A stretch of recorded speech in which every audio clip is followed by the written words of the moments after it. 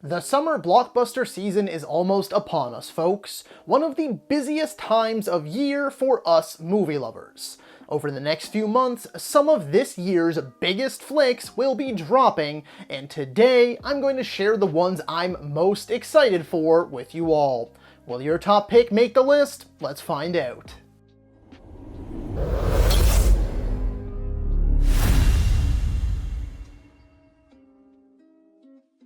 Hello ladies and gentlemen, and movie lovers of all kinds, and welcome back to the channel. As always, I am your host, Brett Murphy, and for today's video, I have a brand new top 10 for you all, as I'm going to be counting down my top 10 most anticipated summer 2025 movies. In the interest of answering your inevitable question ahead of time, I'll be considering Memorial Day weekend, May 23rd to the 26th, to Labor Day weekend, the first weekend of September, as the date range for the movies I'll be selecting from. Before I hop into the actual video itself, I just wanted to let you all know that I have an entire playlist dedicated to all of my top 10 videos. We are closing in on 100 videos currently on that playlist for you to enjoy. So if top 10 videos are your thing, then be sure to check that out, and I guarantee you'll find something you like. And if by some chance you don't, then feel free to suggest something you might like. And so without further ado, let's hop right into things. Kicking our list off at number 10 is the live-action Lilo Stitch remake. The original animated Lilo Stitch is one of my all-time favorite animated movies. Not just Disney animated flicks, but animated movies altogether. I absolutely love it, and revisit it pretty often. The other Lilo & Stitch movies are fine, and I grew up watching the animated show pretty regularly too, but nothing comes close to the original. It's a classic. It's funny that this ends up on the list because I'm someone who's very against most of the Disney live-action remakes. I gave a fair few of them a shot, and the only one I liked was The Jungle Book. The others ranged from passable to outright insulting, and it's gotten to the point where I won't even watch them anymore. The Little Mermaid, Mufasa, Snow White, and a couple others I just simply don't care to watch and would rather stick with the animated versions because, let's be honest here, most of them are pretty flawless already, and they definitely don't need to be remade, especially in live action. That being said, I have a small list of animated features that could actually benefit, or at least be really fun, in live action. That list includes the likes of Treasure Planet, Atlantis, and Lilo & Stitch. So as much as I am anti-live action remake, I think this one has the potential to be enjoyable. No, I don't think there's any chance it'll pass the original in any way, shape, or form. But I think they nailed Stitch's live-action design, and the tone feels spot on. So if I can have a good time, and more importantly my fiance who is obsessed with Stitch, then this live-action remake will have done its job. Number 9 is going to be Ballerina.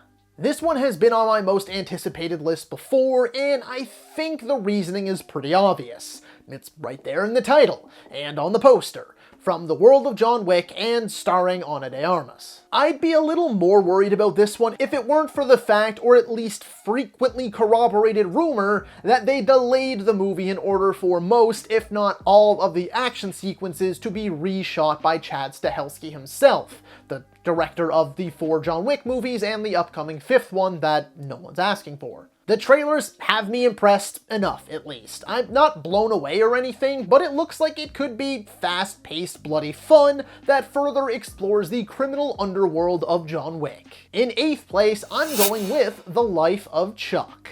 To put this as plainly and simply as possible, Mike Flanagan plus this cast. That's all you really need to know. If you're not convinced by that, then go watch the trailer and I think you'll be won over.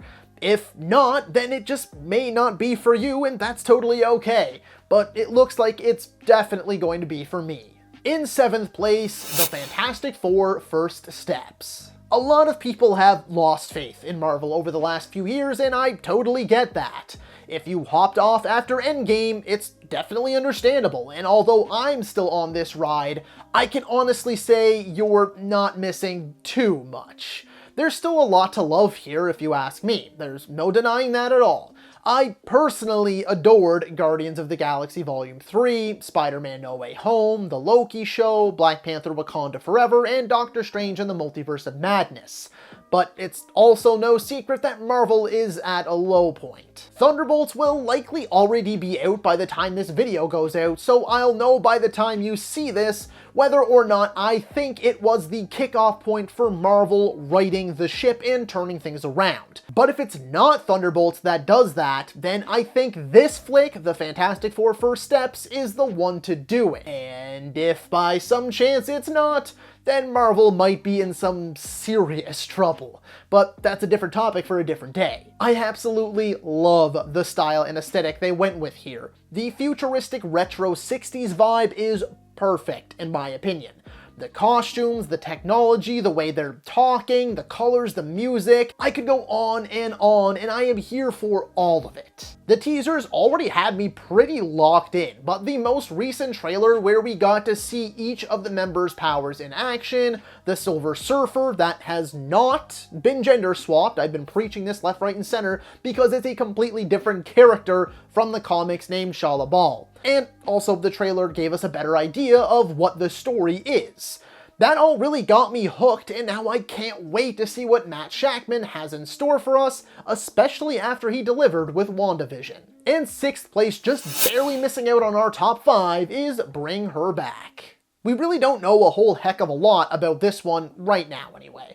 I mean, we have a trailer already, but that didn't really give a ton away, and the name seems pretty self-explanatory, but we have to remember who we're dealing with here, because we're dealing with directors and co-writers Danny and Michael Filippo, or possibly better known as the duo Raka Raka, or Raka Raka, whatever way you pronounce that, who directed the superb 2022 flick Talk to Me. I used to watch these guys on YouTube non-stop growing up, and Talk to Me is one of my favorite horror movies of this decade so far. So naturally, I didn't even need the trailer to convince me because I am already pre-seeded for night 1. The first entry into our top 5 is going to be F1. I feel like I'm being really short with a lot of these entries, but it's because I feel like almost everyone is already excited for these movies for the exact same reasons that I am. Therefore, I don't really need to explain to you why I'm excited because you are likely feeling the same way too. That being said, I am a huge Joseph Kosinski fan. I've always loved Tron Legacy, and so I had a good feeling about Top Gun Maverick heading in, yet Kosinski still somehow managed to exceed my every expectation. F1 looks like it's going to be Top Gun Maverick, but with F1 racing cars, putting you right into the cockpit with the drivers, right on the track with the car, and have you feeling every pulse-pounding second.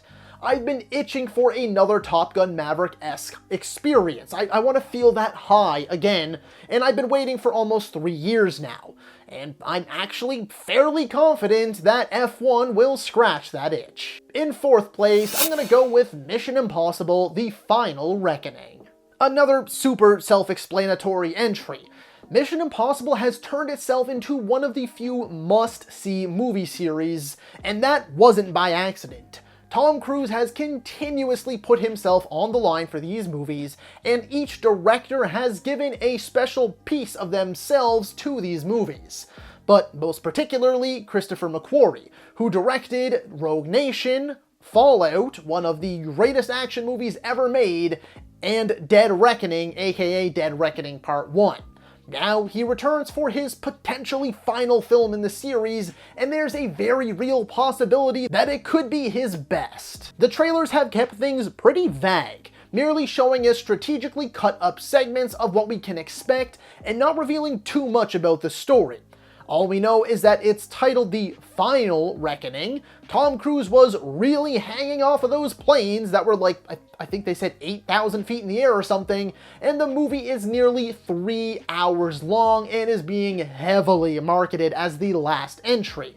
Will it actually be? I don't know. But something is telling me we're in for something genuinely special. In 3rd place is, of course, Superman. What's this? Another self-explanatory entry? Well, I guess that fully depends on who you ask. You have folks like me who just love Superman and love DC and are simply excited for new DC content. Whether it's this, The Batman Part 2, whenever that comes out, a new season of Peacemaker, Batman Caped Crusader, the Clayface movie, I just love DC and am happy to be getting new things. However, it does help that I am a big fan of Gunn myself, as I wholeheartedly feel he hasn't missed with a single one of his comic book projects so far. And I think the trailers look pretty damn promising. I'm not too bothered by the coloring that some folks are bitching about. I don't think it looks cheap at all. I believe Corin Sweat is a perfect fit for the role. I like how different and classically styled the suit is. Holt and Brosnahan look magnificent, and I like how this movie is really geared towards younger audiences and fans of the Christopher Reeve era. It just feels like such an authentic and true to the origin take on the character, and I'm here for it. I honestly can't wait. In second place, the runner-up for today's video is Zach Cregger's Weapons. This one is likely a wild card or black sheep pick that very few of you, if any of you at all, were expecting. I knew it was going to be on the list somewhere, I just didn't know how high or low. That mindset was only based on the cast and director Zach Cregger, who wrote and directed the phenomenal Barbarian in 2022. Then we got a very brief story overview and some very brief but incredibly eerie teasers that had my attention. And then, just before I started writing this video, when I knew I was going to do it, they released the first full trailer, and I have watched it many, many times already. I love the tone, I love how creepy it is, and I love the theories it's been spawning online.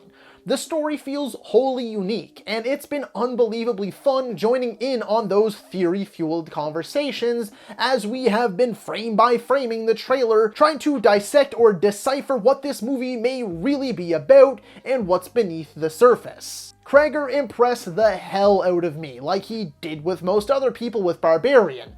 Now he's got Josh Brolin, Julia Garner, Benedict Wong, Alden Ehrenreich, and others that they've said they wish to keep under wraps until the movie releases in his corner.